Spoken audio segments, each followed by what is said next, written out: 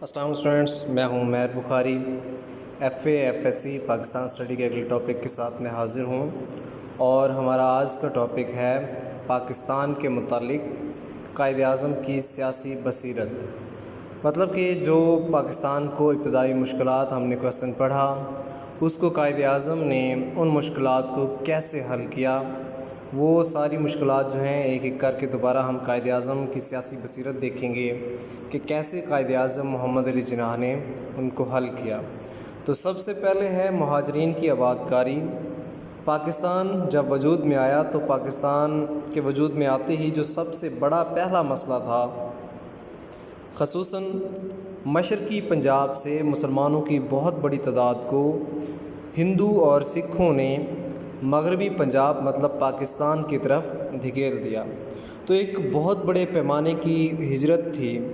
ان کو ایسے مہاجرین جو کہ لٹے پٹے، جن کے پاس نہ کھانے کو کچھ تھا، نہ پہننے کو، نہ رہنے کو جگہ، تو قائد اعظم محمد علی جناح نے اپنا ہیڈ کوارٹر جو تھا کراچی سے لاہور منتقل کیا، اور ان کی امداد کے لیے، مہاجرین کی امداد کے لیے قائد اعظم ریلیف فنڈ برائے مہاجرین قائم کیا گیا، جس میں عوام نے بڑے کھلے دل سے رقوم جمع کروائیں۔ سماجی تنظیموں نے اس میں بڑھ چڑھ کر حصہ لیا۔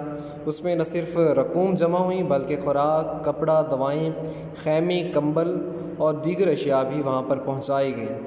قائد اعظم نے عوام کے حوصلوں کو ابھارا اور انہیں تلقین کرتے ہوئے کہا کہ تاریخ میں ایسی کئی مثالیں موجود ہیں کہ نوجوان قوموں نے اپنے کردار کی پختگی اور پکے ارادے کی بدولت اپنے آپ کو مضبوط بنایا۔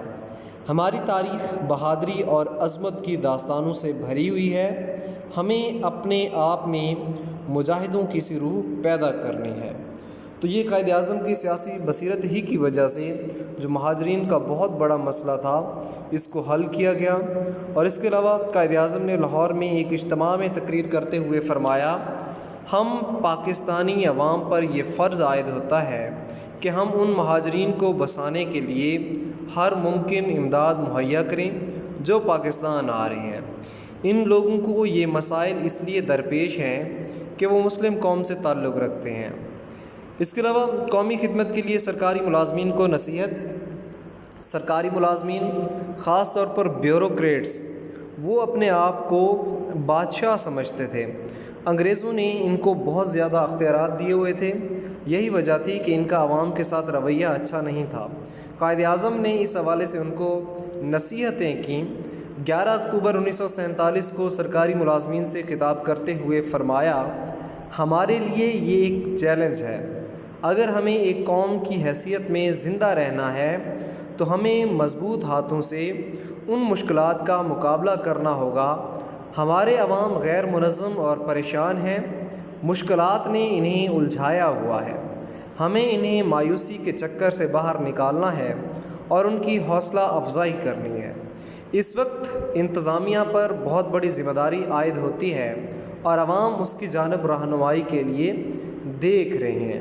اس کے لیے قائد اعظم جانتے تھے کہ سرکاری ملازمین عوام کو خادم اور خود کو آقا سمجھتے ہیں۔ اس حوالے سے بھی قائد اعظم کے یہ الفاظ ہیں، ہمیں اندازہ ہوتا ہے کہ قائد اعظم ان کو کیا کہنا چاہتے ہیں۔ 25 مارچ 1948 کو سرکاری ملازمین سے خطاب کرتے ہوئے قائد اعظم نے فرمایا، آپ اپنے جملہ فرائض قوم کے خادم بن کر ادا کیجیے۔ آپ کا تعلق کسی سیاسی جماعت سے نہیں ہونا چاہیے۔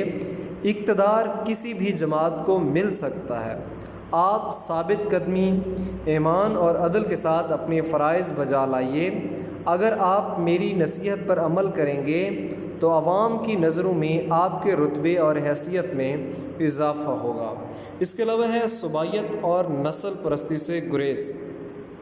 صوبائیت کا مطلب ہوتا ہے کہ اپنے صوبے کو باقیوں سے اچھا سمجھنا، اعلیٰ سمجھنا اور صرف اسی کے لیے کام کرنا اور باقیوں کو کم تر سمجھنا۔ نسل پرستی سے بھی یہی ہے کہ جس مخصوص نسل سے انسان کا تعلق ہو صرف اسی کو اچھا سمجھنا اور باقیوں سے نفرت کرنا، اس کو نسل پرستی کہا جاتا ہے۔ تو قائد اعظم نے اس کو زہر قاتل قرار دیتے ہوئے اس سے بچنے کا کہا۔ اس کے علاوہ معیشت کے لیے رہنما اصول۔ ہم دیکھتے ہیں کہ جب پاکستان بنا اس میں لاکھوں افراد کی نقل مکانی، قتل و غارت، لوٹ مار، کشمیر میں جنگ آزادی، انتظامی مشینری کے مسائل، اس کے علاوہ 1948 کے سیلاب اور بھارت کی طرف سے پاکستان کو اثاثوں میں سے جائز حصہ نہ ملنا، بے روزگاری، غربت، یہ سارے عناصر بہت بڑا چیلنج تھے ہماری معیشت کے لیے۔ قائد اعظم نے پاکستان کی معیشت کو سنبھالنے کے لیے جو اقدامات کیے ان میں سب سے پہلے تھا state bank of Pakistan, reserve bank of India دونوں ممالک کی بینکنگ ضروریات کا ذمہ دار تھا۔ مینس کہ شروع میں پاکستان اور انڈیا کا ایک مشترکہ بینک تھا، بینک میں ہندوؤں کی اجارہ داری تھی اور ان سے پاکستان کی ترقی کے کردار کی توقع کرنا عبث تھا۔ قائد اعظم نے اسٹیٹ بینک آف پاکستان کی بنیاد رکھی۔ یہ بینک 1 جولائی 1948 کو وجود میں آیا۔ قائد اعظم نے افتتاحی تقریر میں اس کی وضاحت دی کہ اسٹیٹ بینک آف پاکستان معاشی شعبے میں ہمارے عوام کی حاکمیت کا نشان ہے۔ مغربی طرز معیشت ہمیں فائدہ نہیں دیتا، ہمیں انصاف اور مساوات پر مبنی اپنا جداگانہ معاشی نظام لانا ہوگا۔ مغربی معاشی نظام نے تو انسانیت کے لیے کئی دشواریاں پیدا کر دی ہیں۔ اگر ہم ایسا کر پاتے ہیں تو ہم مسلم قوم کی حیثیت میں پورے عالم کو ایسا معاشی نظام دے سکیں گے جو انسانوں کے لیے امن کا پیغام بنے گا۔ امن ہی انسانوں کی بقا اور اچھی معیشت کو قائم کر سکتا ہے۔ اس کے علاوہ پہلے بھی ہم پڑھ چکے ہیں وہ جو قائد اعظم ریلیف فنڈ برائے مہاجرین قائم کیا گیا تھا، یہ بھی ملک کی معیشت کو سنبھالنے کے لیے کافی اہم ثابت ہوا۔ اس کے علاوہ انتظامیہ میں اصلاحات کی گئیں۔ پاکستان بننے کے بعد انتظامی مشینری نہ ہونے کے برابر تھی، دفاتر بہت کم تعداد میں تھے، جو دفاتر تھے ان میں عملہ نہیں تھا، زیادہ تر جو تھے ملازم وہ ہندو تھے اور تقسیم کے بعد وہ ہندوستان چلے گئے تھے۔ اس کے علاوہ بھارت بھی تاخیری حربے استعمال کر رہا تھا، انتظامی معاملات میں رکاوٹیں ڈال رہا تھا۔ قائد اعظم نے سب سے پہلے تو یہ کیا کہ کراچی کو دارالحکومت بنایا۔ اس کے علاوہ مہاجرین جو سرکاری ملازمین تھے ان کو یہاں پر لایا گیا، ٹاٹا ایئر کمپنی کے ساتھ کانٹریکٹ کیا گیا تاکہ ملازمین کو جلد سے جلد لایا جا سکے، اور جہاں پر دفاتر نہیں تھے وہاں پہ ٹینٹوں کے اندر بھی جو تھا وہ دفاتر کا کام چلایا گیا۔ اس کے علاوہ اسٹیشنری وغیرہ اور دفتری سامان وغیرہ کا بھی بندوبست کیا گیا۔ اس کے علاوہ چودھری محمد علی جو پاکستان کے بعد میں وزیر اعظم بنے، اس وقت ایک بیوروکریٹ تھے، انہوں نے سول سروس کو نئے سرے سے آراستہ و منظم کیا۔ سول سروس رولز بنے، نیوی، ایئر فورس اور بری فوج کے ہیڈ کوارٹر بنائے گئے، فارن سروس، اکاؤنٹ سروس اور دوسری سروسز کا آغاز کیا گیا۔ انتظامی مشینری ترتیب پا گئی تو مختلف منصوبوں پر تیزی سے کام شروع کیا گیا اور ملک میں حالات کافی حد تک معمول پر آ گئے۔ مشینری کو ترتیب دینے میں قائد اعظم کا مرکزی رول تھا۔ اس کے بعد آ جاتا ہے خارجہ پالیسی۔ خارجہ پالیسی کی اگر ہم ڈیفینیشن کو دیکھتے ہیں تو دوسرے ممالک کے ساتھ تعلقات قائم کرنے کے لیے جن اصولوں پر کام کیا جاتا ہے یا جو اصول اپنائے جاتے ہیں ان کو خارجہ پالیسی کہا جاتا ہے۔ پاکستان کیونکہ نیا ملک تھا تو ہم نے نئے سرے سے دوسرے ممالک کے ساتھ تعلقات کو دیکھنا تھا۔ تو سب سے پہلے سفارت خانوں کا قیام ہے۔ قائد اعظم کیونکہ پہلے جو سفارت خانے تھے ہندوستان کے وہ انڈیا کے حصے میں چلے گئے، اب پاکستان کو نئے سرے سے سفارت خانے بنانے تھے۔ خاص طور پر کراچی کے اندر دوسرے ممالک کے سفارت خانے قائم کیے گئے اور دوسرے ممالک کے ساتھ سفارتی تعلقات قائم کیا گیا۔ اس کے علاوہ ہے اقوام متحدہ کی رکنیت۔ پاکستان بننے کے فوراً بعد قائد اعظم محمد علی جناح نے ایک ان کے لیے اقوام متحدہ کی رکنیت کے لیے درخواست دی جس کو فوراً قبول کر لیا گیا۔ اس طرح پاکستان 30 ستمبر 1947 کو اقوام متحدہ کا رکن بن گیا۔ اس کے بعد پاکستان ہمیشہ عالمی برادری کے ساتھ اپنا جو کردار تھا بھرپور انداز میں نبھاتا رہا اور پاکستان ہمیشہ جو اقوام متحدہ کا چارٹر ہے اس پر عمل کرتا رہا۔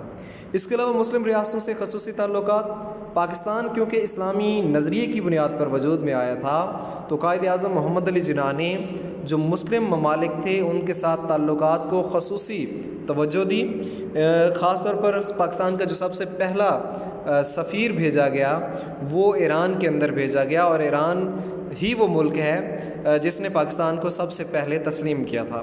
اس کے بعد ہے بھارت سے تعلقات۔ بھارت ہمارا ہمسایہ ملک ہے۔ پہلے پاکستان اور بھارت ایک ملک تھے، ہندوستان، تو بعد میں جب پاکستان اور بھارت الگ الگ ممالک ہوئے تو قائد اعظم کی خواہش تھی کہ بھارت کے ساتھ اچھے تعلقات ہوں، لیکن بھارت کے جو ہندو ہیں ان کا تعصب، بھارت کی مختلف معاملات میں ہٹ دھرمی، پاکستان کے راستے میں بہت سی رکاوٹیں ڈالنے کی وجہ سے پاکستان اور بھارت کے تعلقات اچھے نہ ہو سکے۔ لیکن پھر بھی قائد اعظم نے کافی حد تک کوشش کی کہ بھارت کے ساتھ تعلقات جو ہیں وہ اچھے رہیں۔ اس کے علاوہ طلباء کو نصیحت، قائد اعظم طلباء کی اہمیت کو سمجھتے تھے، تعلیم کی اہمیت کو سمجھتے تھے۔ خاص طور پر پاکستان کے قیام میں طلباء کا بہت بڑا کردار تھا۔